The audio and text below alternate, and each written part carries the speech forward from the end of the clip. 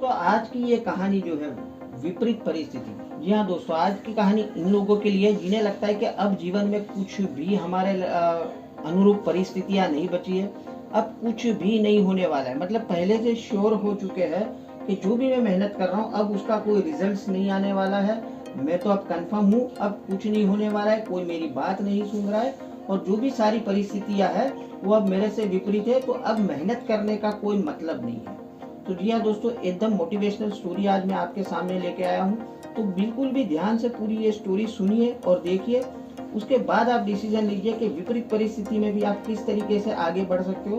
तो let's start, हम start करते हैं आज की स्टोरी। देखिए दोस्तों, एक बार एक गांव में ना कुछ बादलों ने हड़ताल कर दी।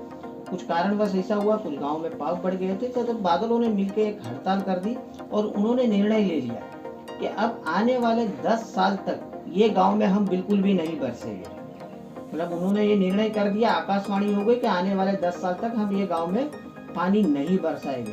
देखिए जैसी ये बात लोगों ने सुनी तो कुछ किसानों ने अपने सारे हल पैक कर दिए, खेतीबाड़ी का सामान पैक कर दिया। कुछ गांव वालों ने वहां से जाके दूसरी जगह बसने का निर्णय ले लिया। तो देखो 10 साल तक अगर पानी नहीं बरसने वाला है तो गाँव में अकाल आ जाएगा, खेतीबाड़ी तो बिल्कुल भी नहीं होगी।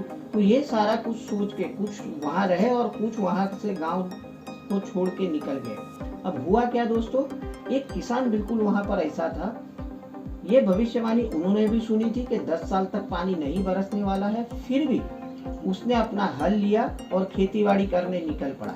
मतलब जो उसका रूटीन था उसमें उसने कुछ भी चेंजेस नहीं लाए। जो मेहनत वो पहले करता था वही मेहनत उसने आगे भी जारी रखी।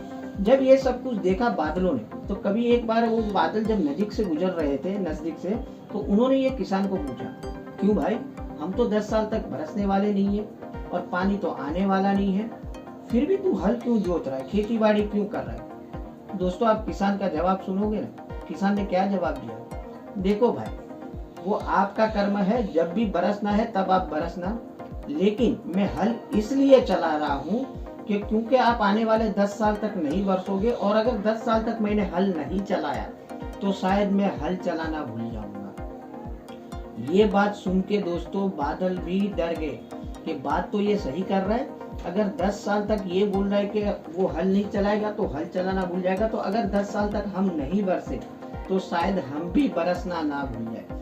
तो डर के मारे तय वक्त पे ही बादलों ने बरसना चालू कर दिया दोस्तों, और किसान की मेहनत रंग लाई। बादलों ने उसी वक्त बरसना चालू कर दिया। अब दोस्तों जिन लोगों ने गांव छोड़ दिया था, जिन्होंने खेती नहीं की थी, वो सब लोग हाथ मलते रह गए दोस्तों, क्योंकि उन्होंने तो बिल्कुल भी निश्चिंत हो गए थे कि मेहनत करने का अब कोई मतलब नहीं है। तो उनके हाथ मलते रह गए। और दोस्तों जो किसान था जिसने खेती बाड़ी चालू रखी थी, भगवान ने उसकी बात सुन ली, अच्छी खासी खेती हुई, बादल भी बरसे और उसको अच्छी खासी आमदनी भी हुई। तो मोरल ऑफ द स्टोरी के दोस्तों, लगे रहो, मेहनत कभी भी खाली नहीं जाती है।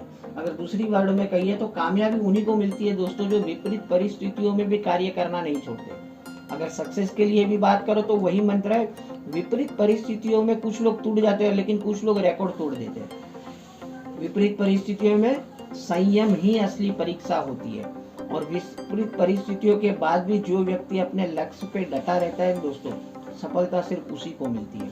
तो अभी भी अगर आपको लग रहा है कि मेहनत तो किए जा रहा हूँ लेकिन कोई मुझे रिजल्ट नहीं मिल रहा है, तो दोस्तों डटे रहो, मेहनत कभी आपकी खाली नहीं जाएगी, मेहनत एक दिन रंग जरूर लाएगी। तो उम्मीद है आज की ये मोटिवेशनल स्टोरी सुन के आपने आज से निर्णय लिया रहेगा, चाहे कुछ भी हो जाए, परिस्थितियां कितनी भी विपरीत हो, आप अपना कर्म करना नहीं छोड़ोगे। जो मेहनत कर रहे हो बस उसी में लगे रहोगे, डेफिनेटली एक ना एक दिन सक्सेस आपको जरूर मिलेगी।